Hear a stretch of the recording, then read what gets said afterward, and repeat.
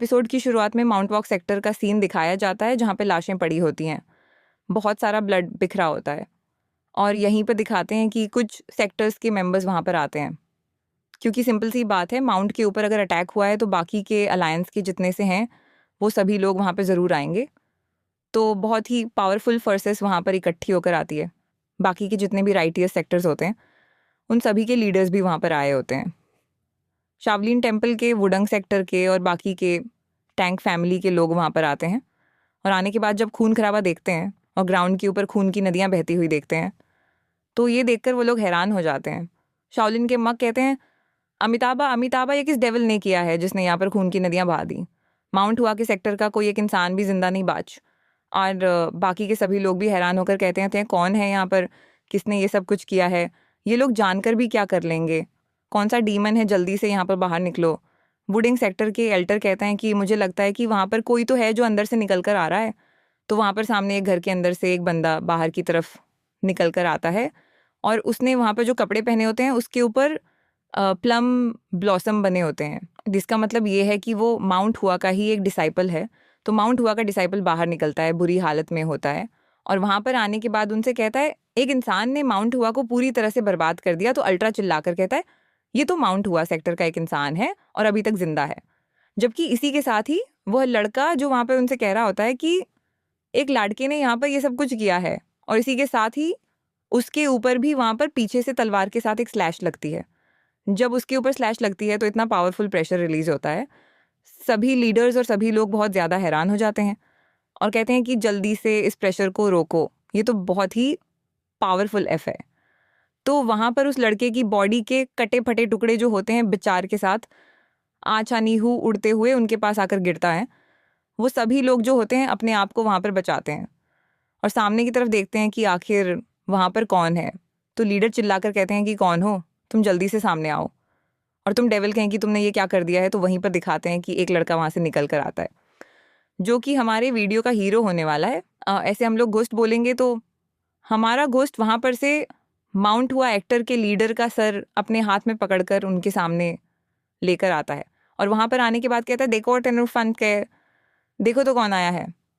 शावलिन वडैंग, किंगज, नमकोंग, tang family सभी लोग यहाँ पर आए हैं। यहाँ पर तो पूरा रश लगा हुआ है।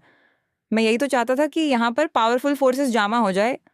तो नमकंग फैमिली के अल्ट्रा चिल्लाकर उसे कहते हैं, अपनी बकवास बंद करो और जल्दी से बताओ तुमने ये क्यों किया है, तुमने माउंट हुआ सेक्टर के सभी लोगों को क्यों मार डाला। तो इसी के साथ ही इनकी गोस्ट जो होता है वह उनसे कहता है कि मैं तो यहाँ पर ये सुनकर आया था कि माउंट हुआ सेक्टर एक बहुत ही पावरफुल सेक्टर है और उनकी तलवारबाजी की टेक्निक्स भी काफ़ी ज़्यादा पावरफुल है। मैं वही देखने के लिए आया था। और साथ ही वहाँ पर लीडर का कटा हुआ सर उनकी तरफ फेंकता और कहता है, लेकिन यहाँ पर आने के बाद पता चला कि मयरम के बारे में जो कहानियाँ सुनाई जाती हैं वह सिर्फ और सिर्फ कहानियाँ हैं। माउंट हुआ एक्टर की तलवारबाजी की टेक्निक आखिर इतनी भी कमाल की नहीं थी और कहानियों के ऊपर भरोसा तो बिल्कुल भी नहीं किया जा सकता। तो इसी के साथ ही एबर्ट जो है वो चिल्लाकर कहता है, ये तो माउंट हुआ सेक्टर के लीडर का सर है। तो अगर इसने यहाँ पर इसको भी मार दिया है तो इसका मतलब माउंट हुआ सेक्टर खत्म हो गया है। हाँ है। तो इसी के साथ ही हमारा घोस्ट जो होता है अपनी तलवार उनकी तरफ करता है और कहता है कि अब तुम सभी लोग भी रेडी हो जाओ स्वीट्स खाने के लिए, क्योंकि मुझे एक्साइटमेंट हो रही है, मुझे स्वीट्स चाहिए, जल्दी से 2 किलोग्राम पैक कर दो।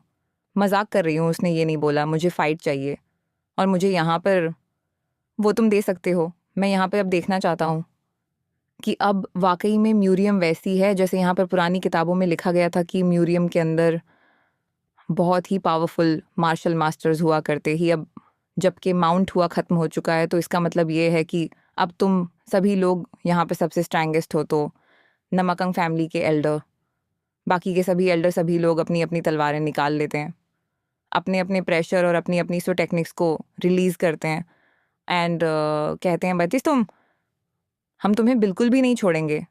डेविल और सभी लोग एक साथ मिलकर गोस्ट के ऊपर अटैक करने के लिए आगे बढ़ते हैं और हमारा हीरो जो होता है वो बहुत ज़्यादा एक्साइटेड हो रहा होता है और कहता है कि ये जगह तो बहुत अमेजिंग है। और इसी के साथ ही जब वह सभी लोग मिलकर उसके ऊपर अटैक करते हैं तो उसे मार डालते हैं और हमारा गोस्ट जो होता है वह गेम के अंदर से लॉग आउट हो जाता है। तो वह एक वीआर के ऊपर ऑनलाइन म्यूरिम गेम खेल रहा होता है। तो जब वह वहाँ पर गेम में से आउट हो जाता है तो वह बाहर निकलता है और कहता है मुझे लगता है कि अगली बार यहाँ पर किसी और स्ट्रेटजी को यूज़ करना पड़ेगा। एक म्यूम के एक एक सेक्टर को डिस्ट्रॉय करना ज़्यादा आसान है। जब सभी लोग मिलकर अटैक करेंगे तो मैं अकेले यहाँ पर उन सभी सेक्टर लीडर्स का मुकाबला नहीं कर सकता। लेकिन फिर भी ये गेम बहुत ज़्यादा अमेजिंग है। जिसने भी ये आइडिया सोचा ही उसने ये कमाल की गेम बनाकर मेरे ऊपर तो एक एहसान कर दिया है, क्योंकि मेरे जैसे साइकोपैथ के लिए इस तरह की गेम बड़ी अमेजिंग की है। तो हमारा गोस्ट जो होता है जहाँ पर हमें इस गेम के बारे में बताता है कि रिसेंटली इस गेम को बनाया गया है और ये गेम जो है ये बहुत ज़्यादा ख़ास और बहुत ज़्यादा फेमस हो गया है इस वजह से, क्योंकि इसके अंदर ब्रूटिटी है और बहुत ज़्यादा वायलेंस है। इसके अंदर ख़ास तौर पे म्यूरम का वो समय दिखाया गया है जब यहाँ पर लोगों के पास तलवारें हुआ करती थी। लोग खाना खाने से ज़्यादा ज़रूरी अपने पास तलवार रखना समझते ही, और तलवार के अंदर उनकी प्राइड हुआ करती थी। और जब ये गेम रिलीज़ हुई तो एक तो यहाँ पर बहुत ज़्यादा फेमस हुई, लेकिन साथ ही इसके बारे में कंप्लेंट्स करने वाले भी बहुत सारे लोग थे, जिसकी वजह से इस गेम को जल्दी ही शट डाउन कर दिया जाएगा, क्योंकि इस गेम की एक्स्ट्रा ब्रूटिटी और वायलेंस की वजह से इस गेम के ऊपर बहुत सारे एलिगेशंस लगे हुए हैं। तो हमारा गोस्ट जो होता है साथ ही वह टीवी के ऊपर एक न्यूज़ देख रहा होता है जहाँ पर एक बिजनेसमैन के बारे में बताया जा रहा होता है। एक मिसिंग रिपोर्ट होती है कि एक बिजनेसमैन जो है वह पिछले कुछ दिनों से लापता है और उसके बारे में किसी को कुछ भी नहीं पता। तो उस बंदे का नाम मिस्टर नो होता है, जो कि डड्डो कून ऑपरेशन का मालिक होता है। तो इसी के साथ ही हमारा गोस्ट जो होता है वो कहता है कि आखिर वो बंदा कहाँ पर गुम हो गया होगा, डाइडो कून ऑपरेशन का मालिक कहाँ पर जा सकता है। और इसी के साथ ही दिखाता है कि वहाँ पर उसके पीछे एक रूम होता है जहाँ पर रूम के अंदर से किसी के रोने की आवाज़ आ रही होती है।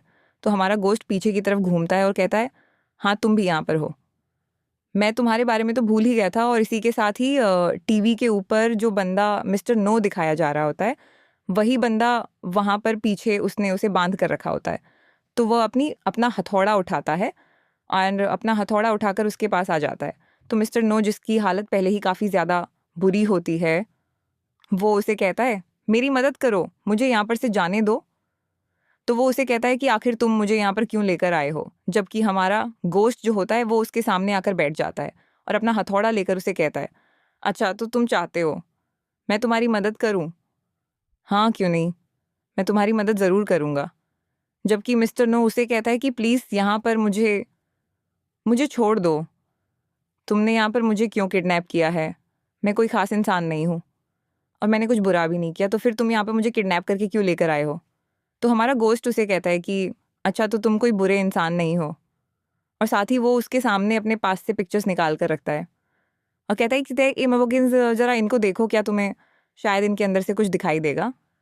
तो पिक्चर्स जो होती है वो उस पिक्चर्स के अंदर मिस्टर नो ही होता है, जो कि लड़कियों के साथ बुरे काम कर रहा होता है, क्योंकि असल में मिस्टर नो जो है वो एक बुरा इंसान है जो कि लड़कियों को किडनैप करता है या फिर उनको किडनैप करके उन सभी को फोर्स करता है अपने उनके साथ गलत काम करने के लिए। तो वो उसकी पिक्चर्स लेकर आया होता है। तो मिस्टर नो कहता है कि तुम्हें ये सब कुछ कैसे पता चला, ये पिक्चर्स तुम्हारे पास कहाँ से आई हैं? तो गोश्त उसे कहता है कि क्या अब भी तुम कहोगे कि तुमने कुछ गलत नहीं किया? अगर तुमने वाकई में कुछ गलत नहीं किया होता तो फिर आज तुम मेरे सामने इस तरह से नहीं बैठे होते। क्या तुम्हें वाकई में लगता है कि मैं कोई ऐसा इंसान हूँ जो किसी निर्दोष को मारेगा? तो मिस्टर नो चलाकर उसे कहता है लेकिन मैं यहाँ पर अपना पश्चाताप करने को तैयार हूँ। प्लीज़ मुझे बताओ कि मुझे क्या करना होगा, लेकिन प्लीज़ मुझे यहाँ पर मारना मत। लेकिन हमारा गोश्त जो होता है वहीं पर से उसे बालू से पकड़ता है और उसे कहता है कि मुझे ये लफ्ज़ से सख्त नफ़रत है। एक इंसान जब घटिया काम कर रहा होता है उस वक्त उसे याद नहीं आता, और जब यहाँ पर वो मरने वाला होता है वो कहता है कि मुझे माफ़ कर दो। मुझे लगता है कि उन लड़कियों को जिनको तुमने मारा था उन्होंने भी तुम्हारे सामने माफ़ी की भीख मांगी होगी, लेकिन क्या तुमने उनके ऊपर तरस खाया होगा? क्या तुमने उनको माफ़ किया? अब मुझे नहीं लगता कि मैं यहाँ पर तुम्हें माफ़ कर सकता हूँ। और इसी के साथ ही वो अपने हथौड़े को ऊपर उठाता है उसे मारने के लिए। जब वो हथौड़े के साथ उसका सर फोड़ने लगता है, इसी के साथ ही मिस्टर नो जो होता है वहीं पर से सामने की तरफ उसे धक्का देता है। वो अपने सर के साथ उसके पेट के ऊपर अपना सर टकराता है, तो हमारा गोश्त पीछे की तरफ गिरता है, जिसकी वजह से मिस्टर नो भी पीछे की तरफ गिर जाती है। और पीछे गिरने के साथ ही वह अपने हाथों पर जोर डालता है और उसकी रस्सियाँ खुल जाती हैं। जब उसकी रस्सियाँ खुल जाती हैं तो उसी के साथ ही मिस्टर नो अब यहाँ पर उसे गाली देता है और कहता है कि कुत्ते कहीं के, अब देख मैं तेरा क्या हाल करता हूँ। और साथ ही वो उसका हथौड़ा भी उठा लेता है और उससे कहता है कि अब तू मेरे हाथ से मरने वाला है। और साथ ही वह हथौड़ा लेकर जंप करते हुए आगे बढ़ता है और हमारे गोश्त के ऊपर अटैक कर देता है। लेकिन हमारा गोश्त पीछे की तरफ जंप करते हुए उसके अटैक को अवॉइड कर लेता है। फिर साथ ही वहीं पर से उसके पेट में एक ज़बरदस्त पंच मारता है। जब उसे पंच मारता है फिर साथ ही वहाँ पर से उसके मुंह के ऊपर अपना घुटना मारता है, जिसकी वजह से मिस्टर नो जो होता है वह ग्राउंड के ऊपर गिर जाता है। और गिरने के बाद वो फिर से कहता है कि मुझे यहाँ से जल्दी भागना होगा, प्लीज़ मुझे माफ़ कर दो, मुझे मत मारना, प्लीज़ मुझे यहाँ पर से जाने दो। और जैसे ही वो हमारा गोश्त जो होता है वो आगे बढ़ता है अपना हथौड़ा लेकर, जबकि दूसरी तरफ मिस्टर नो जो होता है वो उस रूम में पहुंच जाता है जहाँ पर उसने पहले उस जैसे बहुत सारे क्रिमिनल्स को मारकर उनकी बॉडीज़ को रखा होता है।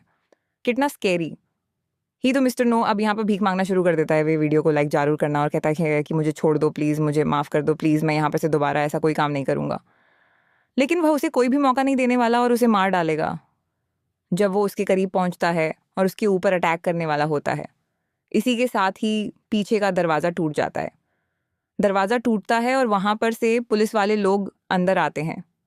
आज पुलिस शाही टाइम पार आ गए तो पुलिस वाले वहाँ पे भागते हुए अंदर आ जाते हैं और आकर उसे रंगे हाथों पकड़ लेते हैं और उसे कहते हैं कि जहाँ पर हो वहीं पर रुक जाओ।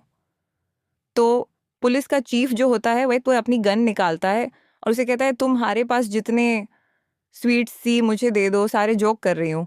ये सब कुछ नहीं बोलता है, कारी की घोस्ट बस करो, बहुत हो गया तुम्हारा। हम तुम्हें यहाँ पर किडनैपिंग और साथ में मर्डर और साथ में बहुत सारे ऐसे घिनौने काम जो तुम कर चुके हो, उनकी वजह से हम तुम्हें गिरफ्तार करने के लिए आए हैं। अगर तुम रजिस्ट करोगे तो तुम्हें यहीं पर गोली मार मार दो, ये भी ओ मुरीम वर्ल्ड में जाने वाला है, दी जाएगी, इसलिए रजिस्ट करने के बारे में तो सोचना भी मत। जबकि इसी के साथ ही गोश्त उन लोगों से कहता है पुलिस को मेरे घर की लोकेशन के बारे में कैसे पता चला, यह लोकेशन तो बहुत ज़्यादा सीक्रेट था। और इसी के साथ ही चीफ जो होता है वहाँ पर गोली चलिए डटा ही, वो उसके ऊपर गोली नहीं चलाता बल्कि उसके साइड के ऊपर गोली चलाता है उसे धमकाने के लिए और कहता है मैंने कहा जहाँ पर हो वहीं पर रुके रहो और आगे से कोई बात मत करना, बस अपने हाथ अपने सर के पीछे रखो और हथौड़े को नीचे छोड़ दो। लेकिन हमारा गोश्त जो होता है जब उसके ऊपर गोली चलती है तो उसकी पगल पैन और ज़्यादा एक्टिवेट हो जाती है और इसी के साथ ही वह गेम के अंदर चला जाता है। यानी वह गेम को याद करता है। गेम के अंदर भी उसने सेम इसी तरह की सिचुएशन को फील किया था। जब उसके सामने दूसरे सेक्टर लीडर्स आकर खड़े हो गए थे तो वह आगे से साइको की तरह हंसना शुरू कर देता है एंड कहता है कि क्या तुम्हें पता है इस इंसान ने कितने लोगों की जान ली है? इसने 6 लड़कियों का मर्डर किया और उसके बाद तुम यहाँ पर इसे बचाने के लिए आ गए हो। तुम मुझे मारना चाहते हो, जबकि असली का साइकोपैथी किलर तो यहाँ पर तुम्हारे सामने बैठा है। इस कमीने को गोली मारो, मुझे नहीं। और अगर तुम ये कहो कि मैंने उन सभी लोगों को मारा है जिनकी डेड बॉडीज़ वहाँ पर अंदर है, तो ये गलत तो नहीं है, बट वो सारे के सारे इसी घटिया इंसान की तरह कमीने लोग, ये वो क्रिमिनल्स थे जिनको मैंने ढूंढ ढूंढ कर मारा। तो मैंने तो यहाँ पे तुम्हारा ही हेल्प किया है।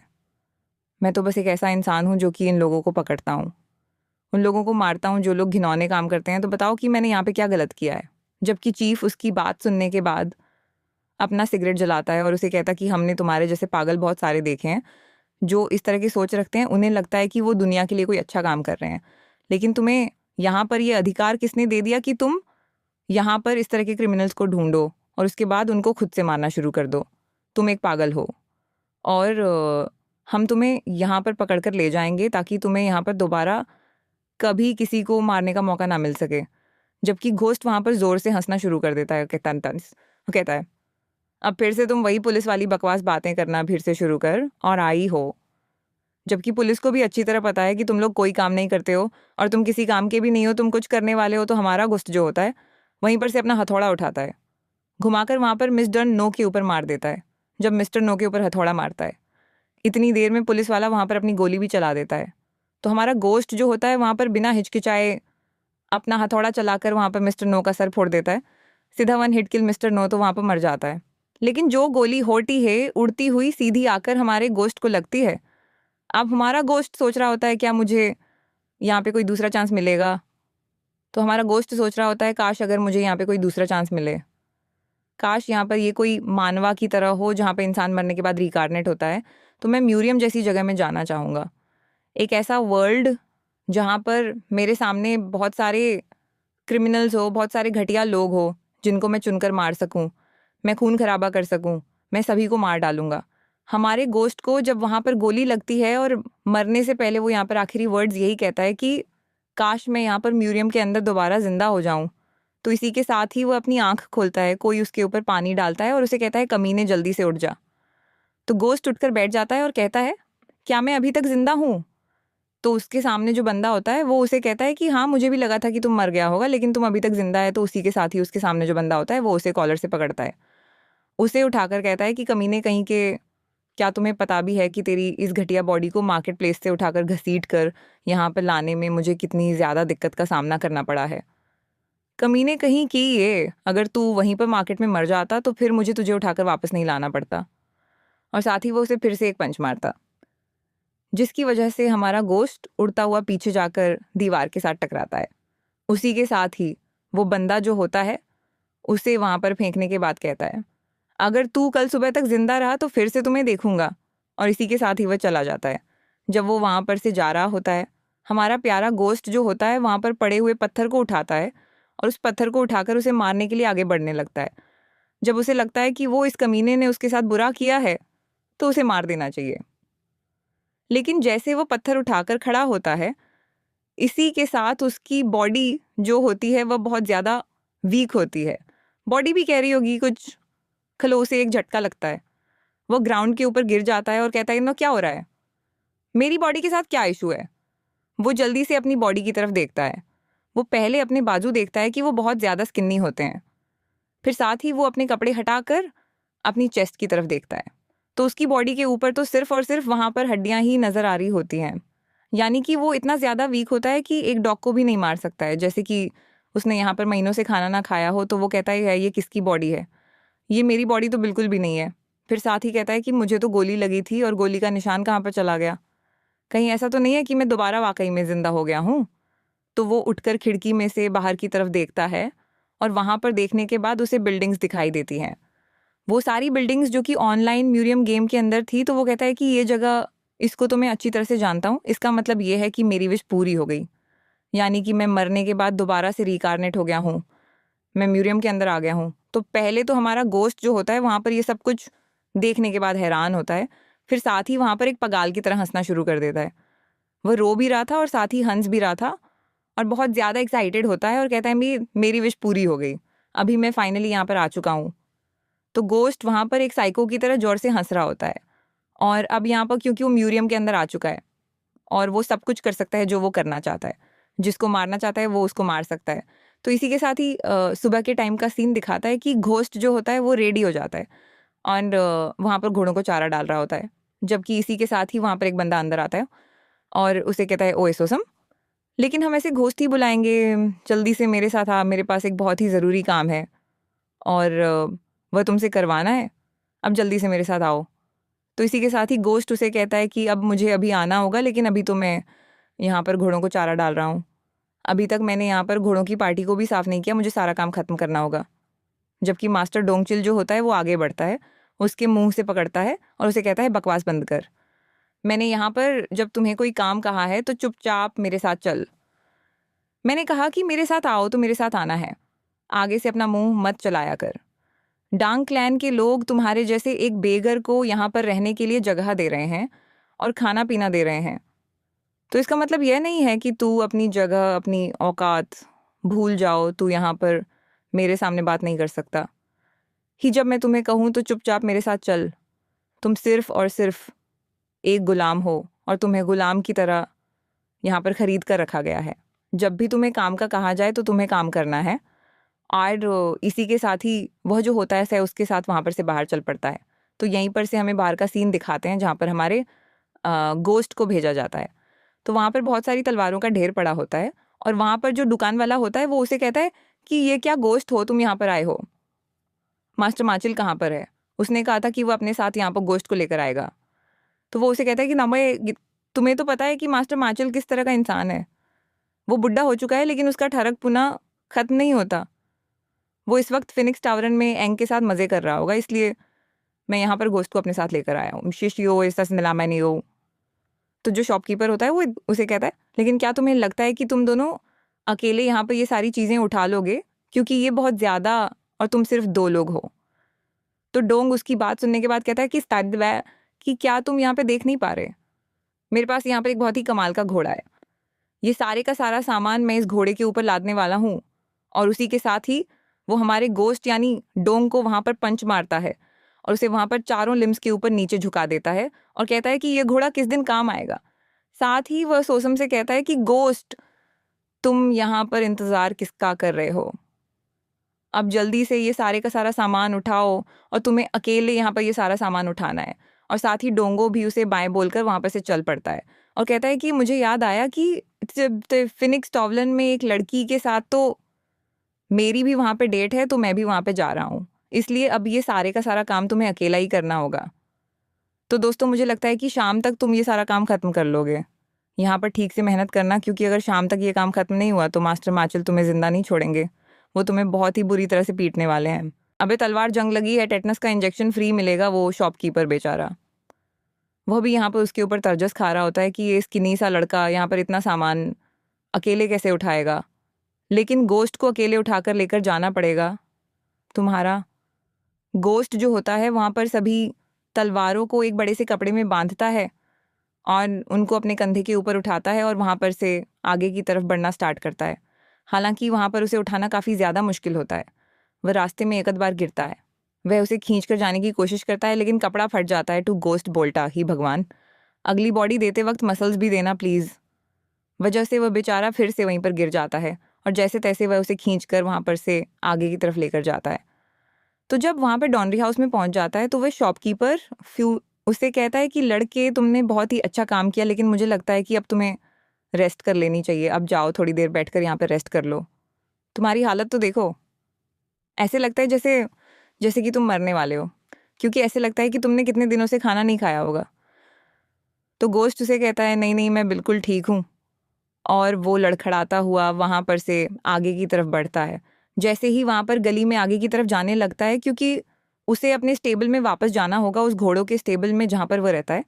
तो वह जैसे ही थोड़ा सा आगे बढ़ता है तो गली में उसके सामने खट्टा खट्टा मस्टंडा आकर खड़ा हो जाता है और वह बंदा उसे कहता है कि अब तू कौन है कमीने, क्या तू यहाँ पर साइड पर नहीं हटेगा? चमारा सुसम जो होता है उसकी तरफ देखता है और उसे माफ़ी मांगता है और कहता है कि मुझे माफ़ कर दो, मैं अभी हट जाता हूँ। लेकिन इतनी ही देर थी कि वो बंदा जो होता है उसके मुंह पर पाँव दे मारता है, यानी वो उसे किक दे मारता है। तो जैसे ही वो गोश्त को वहाँ पे किक मारता है तो बेचारा गोश्त, जो कि पहली आदम मरा होता है, वो उड़ता हुआ पीछे जाकर काफ़ी दूर गिरता है और फिर साथ ही वहाँ पर उसे फिर से एक पंच पड़ता है। यानी कि वो बंदा जो भी था वो उसे बुरी तरह से पीट रहा होता है और हमारा गोश्त जो होता है वहाँ पर अपने पास्ट को याद कर रहा होता है और जैसे कहता है कि ये सब कुछ कैसे यहाँ पर गलत हो गया। क्या मेरे पेरेंट्स के उस बड़े टाइफून में मर जाने के बाद जब मैं अकेला रह गया था, तो ये गोश्त की बात कर रहा होता है कि गोश्त के पेरेंट्स एक टाइफून में मर गए। और वो कहता है वो गेम में आया हूँ या नर्क में, रोज़ पिटाई फिक्स है कि, या फिर ये सब कुछ गलत तब हुआ जब मैं डोनरी क्लैन में आया और इनके पास आकर कहा कि मुझे यहाँ पर काम दे दो और बदले मुझे बस खाना दे दिया करो। क्या ये सब कुछ वहाँ पर से गलत हुआ? फिर साथ ही वह कहता है, या फिर ये तब गलत हुआ जब मैं इस दुनिया में पैदा हुआ था, क्योंकि मेरे पैदा होने का कोई मकसद ही नहीं है। मुझे यहाँ पर पता ही नहीं है। मैं बस यहाँ पर जब से ज़िंदा हूँ तब से मार खा रहा हूँ। और उसके बाद हमारा गोश्त जैसे तैसे वहाँ पर वापस टेबल में पहुँच जाता है, क्योंकि डोंगरी क्लैन के लोग ही उसे उठाकर वापस लेकर जाते हैं। तो उसे इतनी बुरी तरह से मार पड़ती है कि वो बेचारा बोल भी नहीं पा रहा। तो इसी के साथ ही हमारा डोंग बोंगसू जो होता है वो उठकर खड़ा होता है और पानी के अंदर गोश्त का चेहरा देखता है और कहता है कि लगता है कि मैं इस लड़के की बॉडी के अंदर रीकार्नेट हो गया हूँ साला। मार्शल आर्ट से पहले डायपर पहनना सीख लेता। या फिर जैसे तैसे मैं इस लड़के की बॉडी के अंदर आ गया हूँ, क्योंकि इस लड़के की हालत तो बहुत ज़्यादा बता ठीक है। इतनी बुरी हालत है कि ये लड़का मुझे लगता है कि कुछ दिन पहले ही यहाँ पर मर गया था। और इस लड़के के मरने के साथ ही यहाँ पर मैं जब यहाँ पर दूसरी दुनिया में मरा तो मैं इस लड़के की बॉडी के अंदर आ गया हूँ हो। और तब से यहाँ पर इस लड़के की बॉडी के साथ मैं इस टेबल के अंदर हूँ। मुझे इस दुनिया में आए हुए पूरा 1 हफ्ता हो चुका है। जब से मैं इस लड़के की बॉडी के अंदर एंटर हुआ हूँ तब से मैं यहाँ पर मार ही खाए जा रहा हूँ। कोई यहाँ पर से आता है और मुझे आकर पीट देता है कैसे, किस्मत ही। और उसी के साथ ही वो कहता है कि मुझे यहाँ पर एक और चीज़ हैरान करने वाली दिखाई देती है, और उसके सामने स्टेटस विंडो होती है जो कि म्यूरम ऑनलाइन की स्टेटस विंडो होती है। तो वो कहता है कि ये स्टेटस विंडो मुझे यहाँ पर क्यों दिखाई जा रही है, और उसके अंदर लिखा होता है भगवान अगली बार चिट कोड के साथ स्पॉन करना मुझे, कि तुम्हें वेलकम कहा जाता है इतने ऐसी दुनिया में जहाँ पर स्ट्रैंगेस्ट लोग रहते हैं और सिर्फ वही सर्वाइव कर सकते हैं। तो वो कहता है ये स्टेटस विंडो तो मैं पहले भी देख चुका हूँ। तो इसी के साथ ही यहाँ पर एक और हफ्ता गुजर जाता है और दिखाते हैं कि माचिल जो होता है उसके लिए खाना लेकर आ रहा होता है, और साथ ही वो काफ़ी ज़्यादा गुस्से में होता है और कहता है कि हमेशा मुझे इस तरह के घटिया काम क्यों दिए जाते हैं। मैं ग्रेट मार्चिल जहाँ पर उस कमीने को खाना देने के लिए तो बिल्कुल भी नहीं हूँ। मुझे जहाँ पर उस कमीने की मैस को क्लीन करने का भी कहा जाता है। इस बार उस कमीने ने जहाँ पर जो कुछ भी किया उसकी वजह से हमें भी काफ़ी बुरी तरह से भुगतना पड़ा है। वो रास्ते में जिस बंदे के साथ टकराया था वो टैंक फैमिली का यंग मास्टर था। सॉरी, पैंग फैमिली का यंग मास्टर था। पेंग डोरिंग के बारे में कहा जाता है कि वह कमीना गुस्से वाला है और जब भी कभी किसी को देखता है उसे पीटना शुरू कर देता है, और उसकी वजह से माँ डोंग को भी बुरी तरह से पीटा गया है। अब जबकि माँ डोंग को यहाँ पर सज़ा मिली है, इसी वजह से अब उस कमीने को खाना देने के लिए मुझे जाना पड़ रहा है, और उस कमीने को मुझे लगता है किसी दिन उसको मैं जान से मार डालूं। क्यों ना मैं उसे वाकई में जान से मार डालूं। अगर मैं यहाँ पर गोश्त को मार डालता हूँ तो फिर मुझे कभी इस घटिया इंसान को जाकर खाना नहीं देना पड़ेगा। फिर साथ ही वह कहता है, लेकिन इसको कवर करना बहुत ज़्यादा मुश्किल हो जाएगा, क्योंकि किसी ने अगर मुझे यह करते हुए देख लिया तो फिर मेरे लिए काफ़ी ज़्यादा दिक्कत हो जाएगी। फिर साथ ही वो कहता है, चलो छोड़ो इस बात को, किसी ना किसी दिन मुझे मौका मिलेगा और इस दिन मैं इस कमीने गोश्त को मार डालूंगा। तो वह दरवाजे को किक मारता है, अंदर आता है और वहीं पर से प्याले को उसकी तरफ फेंकता है और कहता है, कमीने कहीं के तू कितना यहाँ पर हमारे लिए मुश्किल क्रिएट करेगा। किसी दिन चुपचाप यहाँ पर गली में मर क्यों नहीं जाता। हर बार वहाँ पर मार खाता है किसी से और उसके बाद उठाकर हमें लेकर आना पड़ता है, और उसे कहता है कि अब जल्दी से ये खाना खा ले वरना तू यहाँ पर भूख से मर गया तो फिर मेरे लिए दिक्कत हो जाएगी।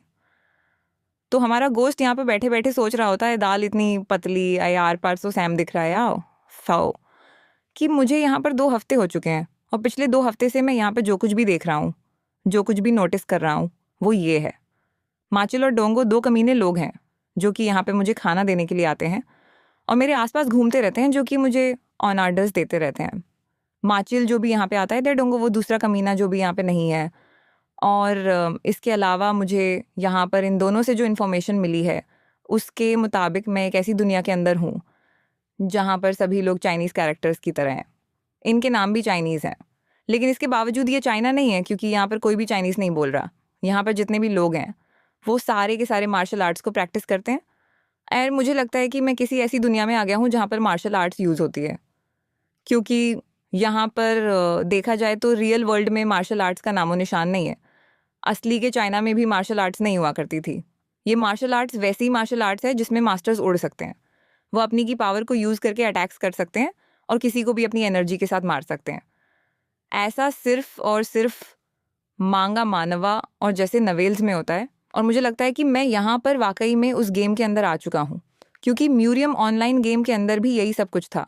और मैं यहाँ पे इस बात को दावे से इसलिए कह सकता हूँ क्योंकि मेरे पास ये स्टेटस विंडो ओपन होती है।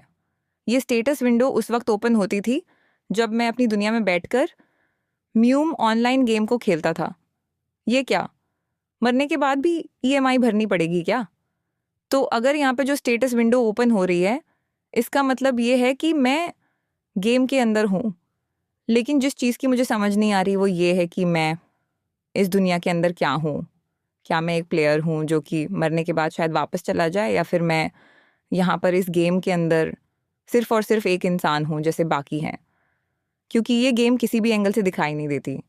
यहाँ पर जितने लोग हैं उन सभी के अलग अलग इमोशंस हैं, सभी को मैं फील कर सकता हूँ। वो सभी लोग खा सकते हैं, पी सकते हैं, कुछ भी कर सकते हैं।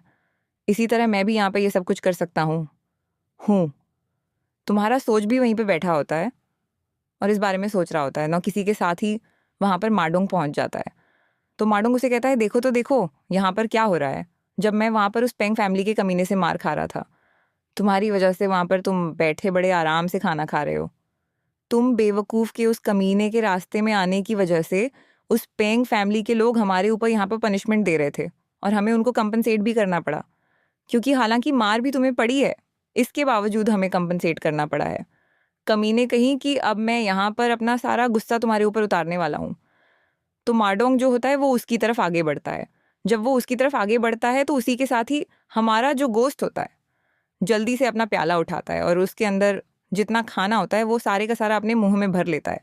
तो माडोंग उसे कहता है कि लगता है कि तू यहाँ पर मार खाने से पहले अपना आखिरी खाना खाना चाहता है। तो चलो कोई बात नहीं, तूने खाना तो खा लिया, लेकिन आज मैं यहाँ पर वाकई में तुम्हें मार डालूंगा। जबकि दूसरी तरफ से हमारा डोंग जो होता है पूरी तरह से रेडी होता है।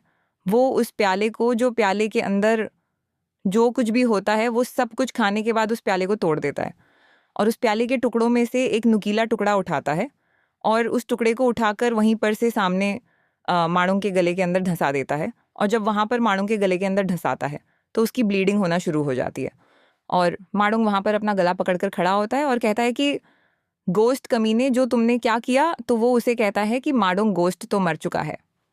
अब तुम्हें यहाँ पर इस बात का आइडिया भी नहीं है कि गोश्त की बॉडी के अंदर कौन आ गया है, क्योंकि मैं तुम्हारे जैसे ही कमीने लोगों का तो शिकार करता हूँ। हमारा गोश्त उस टुकड़े के साथ ही उसे इतनी बुरी तरह से मारता है कि उसकी ब्लीडिंग इतनी ज़्यादा होती है कि माडोंग वहीं पर ग्राउंड के ऊपर गिर जाता है और मर जाता है। जबकि हमारा डोंग यानी गोश्त जो होता है वह काफ़ी ज़्यादा खुश हो रहा होता है और कहता है कि इस बात से कोई फ़र्क नहीं पड़ता कि मैं इस गेम के अंदर एक इंसान हूँ या फिर एक प्लेयर हूँ। मुझे बस यहाँ पर इतना पता है कि इन लोगों को मारना है। इस जगह के ऊपर सिर्फ और सिर्फ एक ही कानून चलता है और वो ये है कि स्ट्रांग सर्वाइव करेगा और कमज़ोर मरेगा, और मैं जितनों को चाहूँ उनको मार सकता हूँ। उसे मारने के बाद वो काफ़ी ज़्यादा एक्साइटेड होता है और कहता है, भाई ये इन्वेंट्री है या डस्टबिन सब निगल जाती है। ये एक ऐसी दुनिया है जहाँ पर सिर्फ और सिर्फ स्ट्रांगेस्ट ही सर्वाइव कर सकता है, जैसे कि मैंने यहाँ पर माडोंग को मार डाला है। माडोंग के मरने के बाद अब यहाँ पर मैं और जिसको भी चाहूँ उसे मार सकता हूँ। और साथ ही वो सोच रहा होता है कि माडोंग गया, अब माचिल का नंबर वेटिंग लिस्ट चालू है। दुनिया के अंदर तो सिर्फ और सिर्फ एक ही रूल है कि तुम अगर स्ट्रंगर हो तो तुम किसी को भी मार सकते हो, और अगर मैं यहाँ पर स्ट्रांग बनना चाहता हूँ तो फिर मुझे मारना होगा, मुझे और ज़्यादा लोगों को मारना होगा। जितना ज़्यादा लोगों का मैं शिकार करूँगा उतना ज़्यादा मैं स्ट्रंगर बन सकता हूँ। मेरी दुनिया में ऐसा नहीं था, मेरी दुनिया में बहुत सारे कानून थे, लेकिन यहाँ पर कोई कानून नहीं होता। यहाँ पर जंगल का कानून चलता है। मैं अपने से ज़्यादा स्ट्रंगर लोगों को भी चैलेंज कर सकता हूँ। मैं अल्फ़ा मॉन्स्टर्स को भी चैलेंज कर सकता हूँ, क्योंकि यहाँ पर बहुत सारे पावरफुल लोग हैं। हालांकि इस वक्त मेरे से तो सभी लोग ही ज़्यादा पावरफुल हैं और मैं यहाँ पर उन सभी लोगों को जैसे चाहे वैसे चैलेंज कर सकता हूँ और मैं अपने हंट को कंटिन्यू कर सकता हूँ।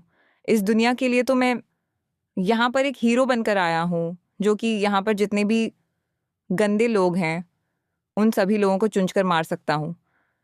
तो इसी के साथ ही अब वो यहाँ पर बैठा सोच रहा होता है कि मैं इस डेड बॉडी को ठिकाने कैसे लगाऊं, क्योंकि उसने माडोंग को मार तो दिया है, लेकिन माडोंग के मरने के बाद अब यहाँ पर अगर किसी ने आकर देख लिया और इसकी बॉडी इस लायक नहीं है कि वो यहाँ पर उसे प्रोटेक्शन दे सके, तो वो कहता है कि अब मैं यहाँ पर करूँ क्या, इस तरह के कमीने लोगों को मैंने मार तो दिया है। फिर साथ ही वो कहता है कि मुझे लगता है कि यहाँ पर इन्वेंट्री के अंदर से कुछ ना कुछ तो ज़रूर मिलेगा, और साथ ही वह इन्वेंट्री को ओपन करता है। जब वह इन्वेंट्री को ओपन करता है तो वहाँ पे उसके सामने एक पोर्टल ओपन हो जाता है। कहता है कि जब मैं गेम खेल रहा था तब तो यहाँ पे इन्वेंट्री अलग तरह से आती थी। वहाँ पर एक टेबल ओपन होता था जिसके अंदर कुछ स्लॉट्स होती थी, जिसके अंदर एक एक चीज़ यानी एक एक आइटम को स्टोर किया जा सकता था। लेकिन यहाँ पर इन्वेंट्री तो पूरी तरह से एक पोर्टल की तरह ऐसे लगता है जैसे कि मेरे सामने एक दरवाज़ा हो। लेकिन क्या यहाँ पर इस इन्वेंट्री के अंदर रखने के लिए कोई जगह है? क्या इसके अंदर कोई स्पेस है? क्या यहाँ पर चीज़ों को किस तरह से रखा जाएगा? वो अपना हाथ उस इन्वेंट्री के अंदर डालता है तो उसका हाथ अंदर चला जाता है। तो वो कहता है कि इसके अंदर तो काफ़ी सारी खुली स्पेस है, मुझे लगता है कि इसके अंदर काफ़ी जगह हो सकती है। एंड इसी के साथ ही वो कहता है कि चलो यहाँ पर इस डेड बॉडी को इसके अंदर रख कर देखते हैं। अगर यहाँ पर इस डेड बॉडी इसके अंदर चली गई तो फिर तो मुझे सबूत मिटाने के बारे में बिल्कुल भी चिंता करने की ज़रूरत नहीं है। तो वो कहता है जैसे गेम के अंदर जहाँ पर चीज़ों को इन्वेंट्री में रखने के लिए उस चीज़ के ऊपर हाथ रखा जाता था, वैसे ही यहाँ पर मैं इस चीज़ के ऊपर हाथ रख के सोचता हूँ एंड साथ ही वह उसके मुंह के ऊपर जाकर हाथ रखता है एंड कहता है कि इन्वेंट्री में स्टोर कर दो। जैसे ही वह इतना कहता है, वो इसी के साथ ही सिर्फ वहाँ पर से वह बॉडी जो होती है पूरी तरह से गायब हो जाती है। बॉडी गायब होने के बाद वह वहाँ पर इस इन्वेंट्री के अंदर चली जाती है, यानी उसका जो पोर्टल होता है उसकी इन्वेंट्री होती है उसके अंदर चली जाती है, जहाँ तक कि उसका खून, ब्लड, वहाँ पर जो कुछ भी होता है वो सब कुछ अंदर चला जाता है। तो वो कहता है कि निम्न ताम पमई कि इतना बड़ा सबूत यहाँ पर से इंस्टेंटली गायब हो गया, यानी कि मैंने किसी को मारा, सबूत मिट गया, किसी को पता भी नहीं चलेगा। सारी ज़िंदगी कोई ढूंढता रहे लेकिन किसी को ये नहीं पता चलेगा कि मैंने यहाँ पर मार्डो को मारकर उसकी बॉडी को अपनी इन्वेंटरी के अंदर छुपा लिया है। इसका मतलब ये है कि मुझे तो यहाँ पर कोई कभी पकड़ ही नहीं सकेगा। और साथ ही वह सोच रहा होता है क्या यहाँ पर इसके अंदर ज़िंदा चीज़ों को भी रखा जा सकता है, क्योंकि इसके अंदर काफ़ी सारी स्पेस है। अगर यहाँ पर इसके अंदर डेड बॉडी को रखा जा सकता है तो फिर ज़िंदा इंसान को भी तो रखा जा सकता है। तो वो कहता है कि राक आगे मानता है कि इसके लिए विद्या ये मुझे एक्सपेरिमेंट करके देखना पड़ेगा, लेकिन मैं एक्सपेरिमेंट किसके ऊपर करूं? साथ ही वो कहता है कि मुझे लगता है कि मुझे मार्चुल के ऊपर एक्सपेरिमेंट करना होगा। मार्चुल भी एक बहुत ही कमीना इंसान है। इसी के साथ ही नेक्स्ट सीन सुबह के वक्त का दिखाता है कि वो बाहर सफाई कर रहा आता है, तो वहाँ पर मार्चुल अपने एक साथी के साथ बैठा होता है।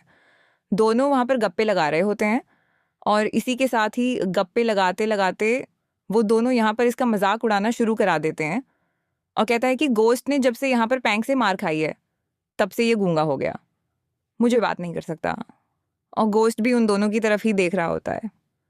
जब किसी के साथ ही वहाँ पर माचिल पीछे से आता है और आकर उसके सर में ज़बरदस्त थप्पड़ मारता है और उसे कहता है, बेवकूफ़ कहीं के, पहले तुम सिर्फ और सिर्फ एक बेवकूफ़ हुआ करते थे और अब यहाँ पर तुम गूंगे भी हो गए, अब तुम आगे से कोई बात भी नहीं कर सकते। और इसी के साथ ही हमारा सोच समझौता आगे से है करके उसे कोई जवाब देता है तो उसे कहता है बकवास बंद करो। और साथ ही उसे कहता है कि मुझे लगता है कि तुम्हें बस किसी जगह के ऊपर जाकर मर जाना चाहिए, अब तुम गूंगे हो, इसका मतलब ये नहीं है कि हम तुमसे काम नहीं करवाएंगे।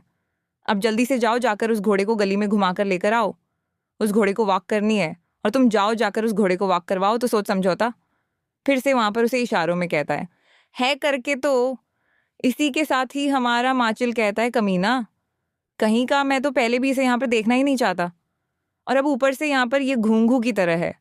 हंस ले कमीने, ये तेरी जिंदगी की लास्ट हंसी है।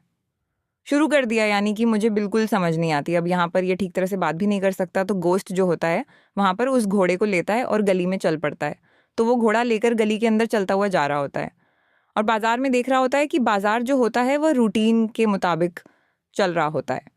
लेकिन वहीं पर साइड के ऊपर कुछ बच्चों को दिखाते हैं जो कि गली के कॉर्नर में छुपे होते हैं और वह बच्चे जो होते हैं वहाँ पर से पत्थर निकाल कर गोस्ट के ऊपर फेंकना शुरू कर देते हैं। पत्थर मार रहे बच्चे कल को यही फूल बरसाएंगे बेटा। तो एक पत्थर सीधा उड़ता हुआ आकर गोस्ट के सर में लगता है, साले पत्थर मार रहे या मुझे आईपीएल की प्रैक्टिस करवा रहे, जिसकी वजह से गोस्ट की ब्लीडिंग होना शुरू हो जाती है और बच्चे बाहर निकलकर उसका मजाक उड़ा रहे होते हैं और कहते हैं, देखो ज़रा बेवकूफ़ गोस्ट जा रहा है, पहले सिर्फ बेवकूफ़ हुआ करता था और अब यहाँ पर जो म्यूट भी हो गया है, यानी कि अब ये बोल भी नहीं सकता। देखो गूंगा गोस्ट जा रहा है। और इसी के साथ ही माँ गोस्ट जो होता है उन्हें घूर कर देखता है। जब वो उन्हें घूर कर देखता है तो बच्चे बहुत ज़्यादा डर जाते हैं। फिर साथ ही गोस्ट जो होता है वहाँ पर वह करता है। तो जब वो इतना कहता है फिर साथ ही वो आगे बढ़ जाता है, क्योंकि वो बच्चों को तो नहीं मारेगा। इसी के साथ ही बच्चे कमीने जो होते हैं फिर से वहाँ पर पत्थर उठाते हैं और पीछे से उसके ऊपर फिर से मारना शुरू कर देते हैं। और इसी के साथ ही गोस्ट जो होता है मार खाता खाता वहाँ पर से आगे बढ़ जाता है। हालांकि वो अंदर से बहुत ज़्यादा गुस्सा हो रहा होता है, क्योंकि ये कमीने लोग जो है, चाहे बच्चे हों या वो भी यहाँ पे म्यूरियम का हिस्सा है और सभी यहाँ पे कमीने हैं। जिसके पास स्ट्रेंथ है वो कमज़ोर को यहाँ पर बुरी तरह से तंग करेगा। तो यहीं पर से नेक्स्ट सीन हमें कुछ दिनों के बाद का दिखाया जाता है कि माचिल जो होता है उसे यहाँ पर एक काम दिया गया होता है वेपन्स रूम की सफाई का, जाकर उसे सारे के सारे वेपन्स को साफ करना होता है। तो वो कहता है कि जब से कमीना माडोंग जहाँ पर से गायब हुआ है काफ़ी दिन हो गए, 4-5 दिन से वो दिखाई नहीं दे रहा, वो कहीं पर गायब हो गया। मुझे लगता है कि कहीं पर पीकर मर गया होगा, अगर मर गया होगा तो ज़्यादा ही अच्छा है। फिर साथ ही वो कहता है लेकिन अब उसकी जगह के ऊपर ये काम मुझे करना पड़ रहा है। मुझे लगता है कि यहाँ पर अब ये सारे के सारे वेपन्स मुझे साफ करने पड़ेंगे। जैसे ही वो दरवाज़ा खोल कर अंदर जाने लगता है तो गोश्त वहाँ पे खड़ा होता है। तो वो कहता है कि ओए गूंगे, तुम यहाँ पे क्या कर रहे हो? आखिर तुम्हारा इस रूम के अंदर क्या काम है? जब वह अंदर आता है तो वहाँ पर गोश्त ने सारी की सारी सफाई कर दी होती है, सभी वेपन्स चमक रहे होते हैं।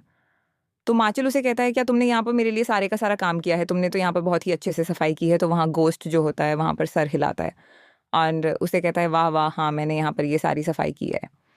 तो माचिल जो होता है वह कहता है कि हालांकि यहाँ पर ये गूंगा हो चुका है, लेकिन मुझे लगता है कि जब से इसने यहाँ पर पैंक से मार खाई है तब से ये कम्प्लीटली डिफरेंट पर्सन बन गया है। अरे मैं गूंगा हूँ, बहरा नहीं, तेरी बकवास सुन रहा हूँ। तो यहाँ पर बिना कहे ये सारे का सारा काम कर देता है और आगे से कोई बात भी नहीं कर सकता। इसी वजह से अब यहाँ पर जो भी कहो, यानी कि जो ना भी कहो वो भी ये काम कर देता है। मुझे लगता है कि अब कम से कम यहाँ पर जो एक डिसेंट इंसान बन चुका है, तो उसी के साथ ही गोश्त अपने पास से पैसों की एक थैली निकालकर उसके सामने करता है। तो माचिल उन पैसों की थैली को खोलकर चेक करता है और कहता है कि तुम्हारे पास ये पैसे कहाँ से आए? क्या तुम यहाँ पर जो पैसे जो तुम्हारी सेविंग्स हैं उनमें से मुझे दे रहे हो? और साथ ही वो खुश हो जाता है और कहता है कि अब तुम्हें यहाँ पर कम से कम इतनी अकल तो आ गई है कि अपने सीनियर्स को कैसे खुश रखा जाता है। साला गूंगा बनकर भी वीआईपी इज्जत मिल रही है मुझे। ये पैसे नहीं, तेरे फ्यूनरल की रसीद है, गिन ले कमीने। और साथ ही उसे कहता है कि बच्चे इसी तरह काम करते रहो। अगर तुम इसी तरह काम करते रहोगे और मुझे इसी तरह पैसे देते रहोगे तो तुम्हारे लिए दिक्कत बहुत ज़्यादा कम हो जाएगी। और साथ ही वो पैसे पकड़ता है और कहता है चलो अब जल्दी से वहाँ पर उस ब्रोथल में चलते हैं और जाकर इस बार एंग नहीं बल्कि इस बार चूसने के मज़े लेते हैं। चोसन के मज़े छोड़, यमराज के साथ हनीमून मनाएगा तू आज। और साथ ही वहाँ पर पैसे पकड़कर सीधा ब्रूथल की तरफ चल पड़ता है, जबकि हमारा गोश्त जो होता है वहाँ पर पीछे खड़ा खड़ा सोच रहा होता है आज जिंदा जाएगा इन्वेंट्री में, मरेगा तड़प तड़प के बेवकूफ़ कहीं कि तुमने यहाँ पर मुझसे पैसे तो ले लिए हैं और लेकिन तुम्हें शायद यहाँ पर ये नहीं पता कि मैं यहाँ पर तुम्हारे फ्यूनरल के लिए तुम्हें पैसे दे रहा हूँ, क्योंकि ये पैसे तुम्हें ऐसे तो नहीं मिले बल्कि तुम मेरे हाथ से आज मरने वाले हो। सबूत मिटा दिया। अब सीबीआई भी ढूंढती रह जाएगी भाई। और दूसरी तरफ माचिल जो होता है वो ब्रोथल के बाहर पहुंच जाता है और कहता है कि हर बार मुझे यहाँ पर कम दामों में इनके साथ काम चलाना पड़ता है, लेकिन आज मेरे पास ज़्यादा पैसे हैं तो आज मैं यहाँ पर चौसन के साथ मज़े करूँगा। तो वो वहाँ पर दरवाजे पर पहुँचता है तो जो मैनेजर होता है वो उसे कहता है कि मास्टर माचिल आप यहाँ पे क्या कर रहे हैं? क्या आज भी यहाँ पर आप एंग के साथ ही मज़े करने? माचिल जो होता है वो मैनेजर के पास जाता है और उसे कहता है आज मुझे चोसन चाहिए। तो मैनेजर उसे कहता है लेकिन हर बार जब भी तुम यहाँ पर आते हो तुम यहाँ पर गैंग को ही बुलाते हो, इस बार तुम्हें चोसन क्यों चाहिए? क्या तुम्हारे पास इतने पैसे हैं? तो वो उसे कहता है कि हाँ मुझे यहाँ पर चोसन चाहिए और मेरे पास बहुत सारे पैसे हैं। पैसा बोलता है भाई मेरी ज़ुबान तो बस हाँ में हाँ मिलाती है। और साथ ही वह पैसों की थैली उसके सामने करता है और कहता है कि ये पकड़ो अपना कैश और जल्दी से चौसन को बुला कर लाओ। तो मैनेजर पैसे देखता है, फिर साथ ही उसे कहता है कि हाँ क्यों नहीं सर, यहाँ पर पैसे हैं तो फिर आप किसी के साथ भी मज़े कर सकते हैं। आप जल्दी से यहाँ पर सेकंड फ्लोर के फर्स्ट रूम के अंदर चले जाए और वहाँ पर जाकर वेट करें, मैं चौसन को वहीं पर भेज देता हूँ। तो उसी के साथ ही हमारा माचंग माचिल जो होता है वो जल्दी से वहाँ पर चला जाता है और वो सीधा उस रूम के अंदर चला जाता है। जब वो उस रूम के अंदर जाता है तो वहीं पर दिखाता है कि चौसन भी आ जाती है। तो चौसन उस रूम के अंदर आती है और वहाँ पर आने के बाद जैसे ही वहाँ पे उसे ग्रीट करती है तो मार्चिल कहता है कि साथे का के चौसन देखो ज़रा, ये एंग से एक डिफरेंट लेवल पे है। एंग तो इसके सामने कुछ भी नहीं है, ऐसे ये बहुत ज़्यादा यंग है, क्योंकि एंग जो है वो इतनी ज़्यादा यंग नहीं है लेकिन ये बहुत ज़्यादा खूबसूरत भी है। आज तो बहुत ज़्यादा मज़ा आने वाला है। तो चौसर वहाँ पर आने के बाद से कहते हैं कि सर क्या मैं आपके लिए ड्रिंक बनाऊँ? तो वो कहता है क्या, हाँ हाँ क्यों नहीं ड्रिंक बनाओ। और साथ ही उसे कहता है कि ज़रा मेरे करीब होकर बैठो ना, तुम इतनी दूर क्यों बैठी हो? तो वो कहती है कि सर और कितना ज़्यादा करीब होकर बैठूं? तो वो कहता है बस थोड़ा सा और करीब आ जाओ, बल्कि यहाँ पर मेरी गोदी में ही आकर बैठ जाओ। और इसी के साथ ही दिखाते हैं कि वहाँ पर दीवार के अंदर के साइड साइड के ऊपर वहाँ पे दिखाते हैं कि एक छोटा सा होल होता है और उसके अंदर से एक रेड कलर की आँख दिखाई देती है, कोई वहाँ पर से घूर घूर कर उनकी तरफ ही देख रहा होता है। और ये हमारा गोस्ट होता है हंस ले कमीने, जो ये तेरी लाइफ की लास्ट मूवी है कि दूसरे रूम के अंदर होता है, दूसरे रूम के अंदर उस छोटे से होल के अंदर से छुप कर उन दोनों की तरफ देख रहा होता है।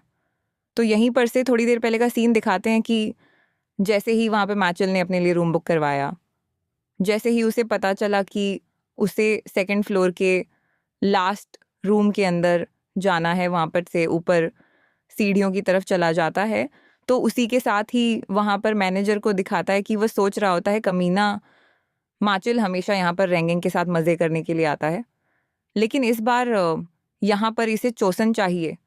ये बुड्ढा खुसट कहेगा, चोसन की उम्र ही इसकी बेटी की उम्र जितनी होगी। बुड्ढा हो गया पर टेस्ट अभी भी 18+ वाला है तेरे का। खैर मुझे तो यहाँ पे पैसे मिल रहे हैं, और वैसे भी तो ये सारी लड़कियाँ यहाँ पर धंधा करने के लिए आती हैं। और इसी के साथ ही वहाँ पर एक और कस्टमर पहुँच जाता है, तो वो कहता है कौन है वहाँ पर? वेलकम सर, जल्दी से आ जाए, आपको बताएं किस तरह की सर्विस चाहिए। जब वो वहाँ पर उसके करीब पहुँचता है तो इसी के साथ ही वो कहता है गोश्त गंगे कहेंगे कि तुम यहाँ पे क्या कर रहे हो, एक तुम्हारे जैसे गरीब गूंगे का यहाँ पर क्या काम है। तो इसी के साथ ही वह उसे कहता है कि तदन टाइ तो यू, लेकिन अब जल्दी से दफ़ा हो जाओ, इससे पहले कि मैं यहाँ पर तुम्हें पीटना शुरू कर दूँ।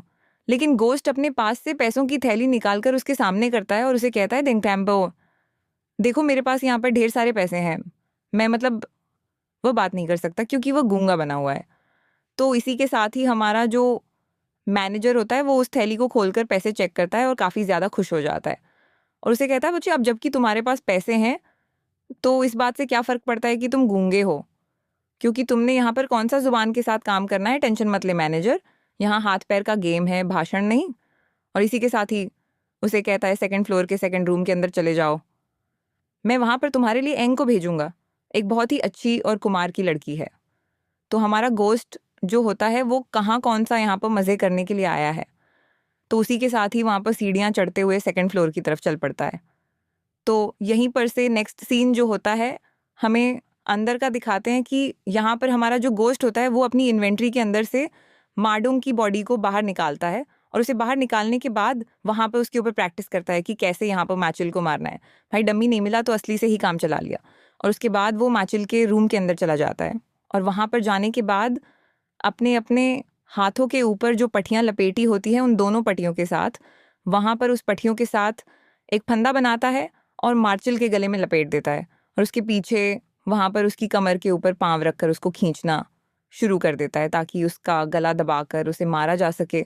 तो मार्चिल वहाँ पर पूरा जोर लगाता है, वो चिल्लाकर कहता है कौन कमीना है, कौन यहाँ पर मुझे मारने के लिए आया है। लेकिन हमारा सोच समझौता है वो पीछे से पूरा जोर लगा रहा होता है, थप्पड़ का हिसाब ब्याज समेत आज फाइनल सेटलमेंट है ताकि यहाँ पर उसकी गर्दन तोड़ सके या फिर उसका गला दबाकर उसे मार सके। और इसी के साथ ही वो बेचारा पीछे की तरफ गिर जाता है और पीछे गिरने के बाद पूरा जोर लगाता है और दिखाते हैं कि माचिल जो होता है वहाँ पर वो सांस नहीं ले पा रहा था और देखते ही देखते माचिल जो होता है उसकी सांस वहाँ पे बंद हो जाती है। एक कीड़ा कम हुआ स्टेटस विंडो में, एक पॉइंट बढ़ा सा। और गोश्त जो होता है इस चीज़ को बहुत ज़्यादा एंजॉय कर रहा होता है और वो कहता है कि मैंने ये कर दिया, मैंने इस कमीने को मार दिया है। और इसी के साथ ही जैसे ही वहाँ पर मार्चिल जो होता है वो मर जाता है, तो मार्चिल के मरने के बाद गोश्त बहुत ज़्यादा खुश होता है और कहता है कि ये ना कहा लो, मैंने यहाँ पर ये काम कर दिया ही, इस कमीने को भी मैंने यहाँ पे ठिकाने लगा दिया। और उसके साथ ही वहीं पे बैठ जाता है और कहता है कि अगर मैंने शुक्र है कि पहले यहाँ पर जो प्रैक्टिस कर ली, मैंने यहाँ पर मार्डोंग के ऊपर जो प्रैक्टिस की थी, मैंने मार्डोंग को इन्वेंट्री से बाहर निकाला और उसके ऊपर जो प्रैक्टिस कर ली, इसी के साथ उसने यहाँ पर मार्चिल को मारा। कैसे है, उसने यहाँ पर उसी होल के अंदर से, यानी कि उस सुराख के अंदर से, वो जहाँ पर उनकी तरफ देख रहा था वहीं पर से उसने अपने हाथ को सामने की तरफ करते हुए उन दोनों को, यानी कि उस चौसन लड़की को और साथ में यहाँ पर मार्चल, दोनों को अपनी इन्वेंट्री के अंदर स्टोर कर लिया। भगवान ने किलिंग मशीन गिफ्ट की है, यूज़ तो करूँगा ही, जबकि वो दोनों वहाँ पे तपातप कर रहे थे। और इसी के साथ उन दोनों को स्टोर करने के बाद वो उसने वहाँ पर अपनी इन्वेंट्री के अंदर जाकर उसको मार डाला है। और उसे वहाँ पे से मारने के बाद वो कहता है कि मुझे लगता है कि यहाँ पर ये स्पेशल इन्वेंट्री जो है ये हंट करने में मुझे काफ़ी ज़्यादा फ़ायदा देने वाली है। और जब वो मार्शल को मार बैठता है तो उसके पास विंडो ओपन होती है, एंड उसकी विंडो ओपन होने के बाद उसका स्टेटस जो होता है वो तकोया है, अब वो थोड़ा सा बढ़ जाता है और वो लेवल 1 के पास अपग्रेड हो जाता है। तो वो कहता है कि कि मुझे लगा ही था अगर ये गेम है तो फिर तो यहाँ पे मुझे एक्सपीरियंस मिलेगा, जितने ज़्यादा लोगों को मैं यहाँ पे मारूंगा उतना ज़्यादा मुझे एक्सपीरियंस मिलेगा। यानी कि लोगों को मारने पे एक्सपीरियंस मिलता है, और एक्सपीरियंस जब बढ़ जाता है तो लेवल अप होता है, और जब लेवल अप होता है तब हम लोग स्ट्रॉन्गर बनते हैं।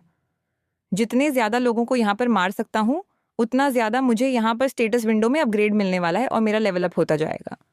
यानी कि इस दुनिया में मैं कमज़ोर नहीं रहूँगा, देखते ही देखते मैं यहाँ पर स्ट्रॉन्गर बन सकता हूँ। इस दुनिया में स्ट्रांग बनना बहुत ज़्यादा आसान है। एक हंटर बन जाओ और जहाँ पर दूसरों का शिकार करो, अगर दूसरों का शिकार करोगे तो फिर स्ट्रांग बन जाओगे। तो गोस्ट जो होता है वहाँ पर उसे मारने के बाद फिर साथी कहता है कि अगर काश मेरे पास यहाँ पर कैमरा होता तो मैं इस कमीने की एक पिक्चर बना लेता। कम से कम मुझे यहाँ पे पता होता कि मैंने कितने शिकार किए, मैंने कितने घटिया लोगों को मारा है। और उसको मारने के बाद वो कहता है कि चलो अब यहाँ पे सबूतों को मिटाते हैं। तो यहीं पर से रूम के बाहर का सीन दिखाते हैं कि हमारा मैनेजर जो होता है वहाँ पे माचिल के रूम के बाहर आकर खड़ा होता है, और इसी के साथ ही एंग को दिखाता है कि वो भागती वहाँ पर आती है और उसे कहती है, सर सर प्लीज़ मुझे माफ़ कर दीजिएगा, लास्ट कस्टमर मेरी जान ही नहीं छोड़ रहा था। तो वो उसे कहता है कि एंग मैं कितनी देर से यहाँ पे तुम्हारा वेट कर रहा हूँ, और इस रूम के अंदर सोसम तुम्हारा वेट कर रहा। हालांकि वो एक गूंगा है और साथ ही वह सिर्फ और सिर्फ एक वर्कर है, लेकिन इसके बावजूद उसने काफ़ी भारी रकम दी है, उसने पैसे दिए हैं और तुम यहाँ पर उसे जाकर अच्छी सर्विस दोगी। अब जल्दी से अंदर चली जाओ। वो कहती है, हाँ क्यों नहीं मास्टर, मैं अभी जाती हूँ। और इसी के साथ वह दरवाज़ा खोलकर अंदर आ जाती है और कहती है कि प्लीज़ मुझे माफ़ करिएगा। जबकि मैनेजर जो होता है वो सोच रहा होता है कि काफ़ी वक्त गुजर गया है और अभी तक मैचिल बाहर नहीं आया। मुझे लगता है कि वो यहाँ पर उसे अभी तक बाहर आ जाना चाहिए था। जब वो गैंग के साथ होता है तो तब तो वह 30 मिनट में बाहर निकल आता है, और साथ ही वह जाता है दरवाजे के ऊपर नॉक करता है और कहता है, ब्रदर मार्शल, मुझे लगता है कि काफ़ी वक्त हो चुका है, जोसन को किसी और कस्टमर को भी सर्व करना है, इसलिए तुम यहाँ पर क्या काम जल्दी ख़त्म कर सकते हो। लेकिन अंदर से कोई भी आवाज़ नहीं आती। तो मैनेजर कहता है कि कमीना कहीं का क्या मुझे इग्नोर कर रहा है। अब जबकि उसे यहाँ पर चौसन मिल गया तो मुझे लगता है कि वो उसके साथ ही अंदर ही सो ही गया है। मुझे लगता है कि मुझे खुद अंदर जाना चाहिए। तो वो चिल्लाकर उसे कहता है कि ब्रदर मार्शल, अब यहाँ पर मुझे मत कहना कि मैं तुम्हारे अंदर घुस आया हूँ, क्योंकि तुम यहाँ पर रूल्स नहीं तोड़ सकते। 1 घंटे से तुम अंदर हो और इससे ज़्यादा तुम अंदर नहीं रुक सकते। और वह दरवाज़ा खोलकर जैसे ही वहाँ पर अंदर आता है तो अंदर आने के बाद जो देखता है उसे भी बहुत ज़्यादा घबरा जाता है, क्योंकि वहाँ पर मार्शल की डेड बॉडी होती है जो कि वहाँ पर सीलिंग के साथ लटक रही होती है। पैसे गिनते गिनते हाथ रंग गए, आज खून से रंग गए।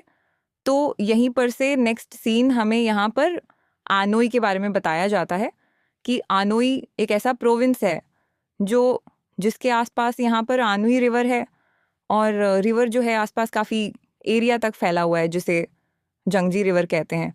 और यंगसीजी रिवर के की वजह से यहाँ पर ये पूरी लैंड जो है एक दूसरे के साथ जुड़ी हुई है।